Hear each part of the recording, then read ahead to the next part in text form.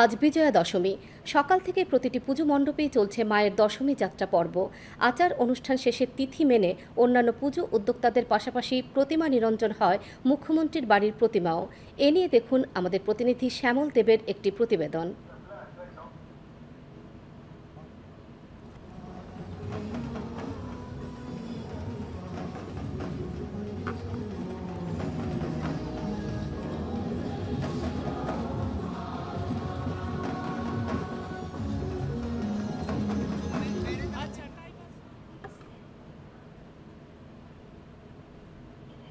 রাজবাড়িতে নারায়ণ চলে গেছেন লক্ষ্মীনারায়ণ বাড়িতে। এখন সব পরিষ্কার হবে, তারপর মাকে বরণ করবে সবাই মিলে। সারাদিন ধরেই চলবে।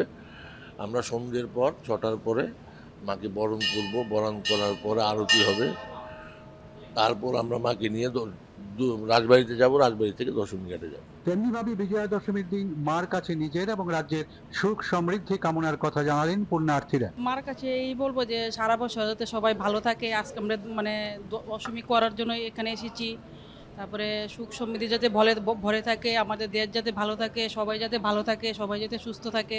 মার কাছে প্রার্থনা করছি যে যাতে ভবিষ্যতে আমরা বছরে বছরে যতদিন টিকে থাকি তাকে মার কাছে আরাধনা করি যে মা যাতে ভালো সবাইকে রাখে, সুস্থ থাকেন, আগে সবাইটা ভালো থাকেন। বিজয়ের সবাইকে আন্তরিক শুভেচ্ছা, ভালোবাসা, বড়দের প্রণাম। প্রথা মেনে একে অপরের মঙ্গল কামনায় সিঁদুর খেলায় মেতে উঠেছেন মহিলারা। সাধ্যের মধ্যে থেকে প্রতিটি ঘরে ঘরেই থাকে দশমীতে রকমারি খাবারের আয়োজন।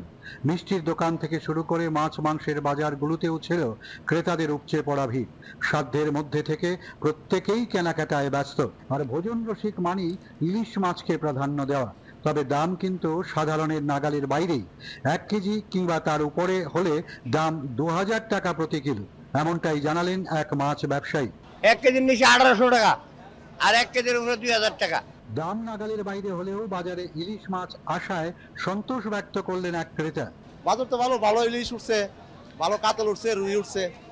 আমি নিতে পাইছি, ভালো মাছ পাইছি যেন অনেকদিন পরে। ইলিশটা খুব ভালো আছে, বাংলার ইলিশ খুব ভালো আছে। সব মিলিয়ে অনেকটাই বিষাদের সুরে মাকে বিদায় জানাচ্ছেন মানুষ। আসছে বছর আবার হবে। দূরদর্শন সংবাদ, আগরতলা।